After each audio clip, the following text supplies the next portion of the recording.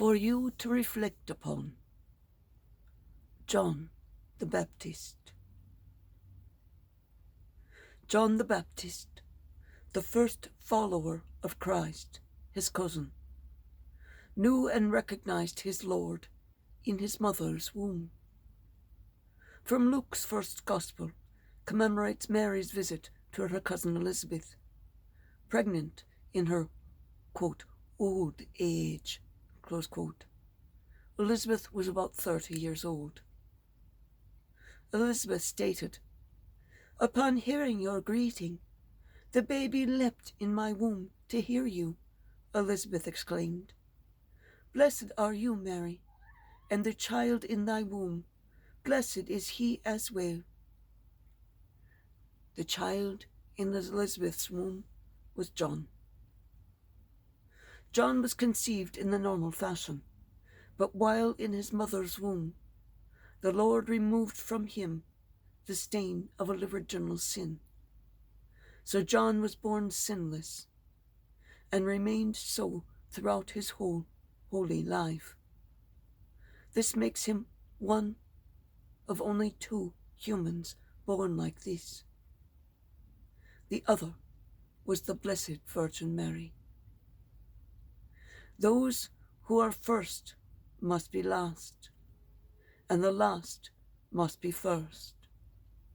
And those who are served now shall be the ones serving when my Father comes, and those who are serving now shall then be served. John the Baptist was first as follower, but also first to lose his life in the service to Christ. He was never one to be served, but always was serving others.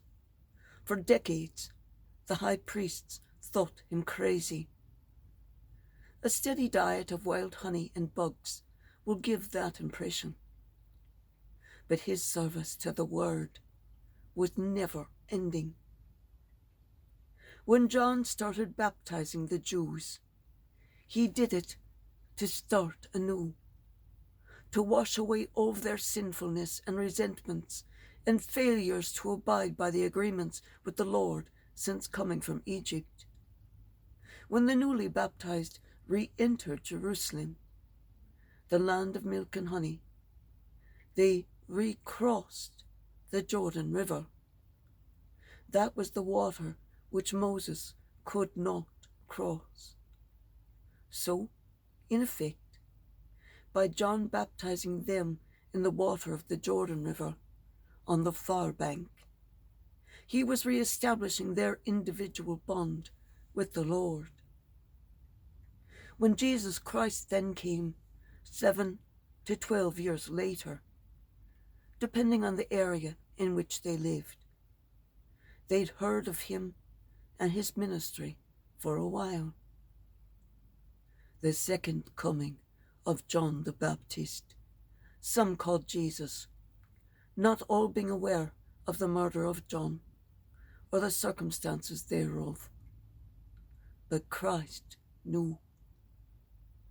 John the Baptist's death is as we heard in this gospel. He died for the sake of a jealous, adulterous female and the spineless man with whom she was associated.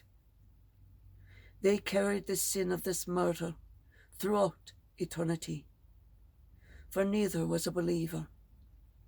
Both are bound by this sin, to remain chained by this sin forever.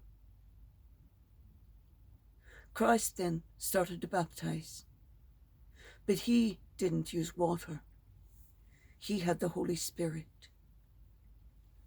And those who had received this second baptism were changed by it. A light seemed to emit from their faces, as if they were the source of light. But that wasn't possible. This was a time of fire for light.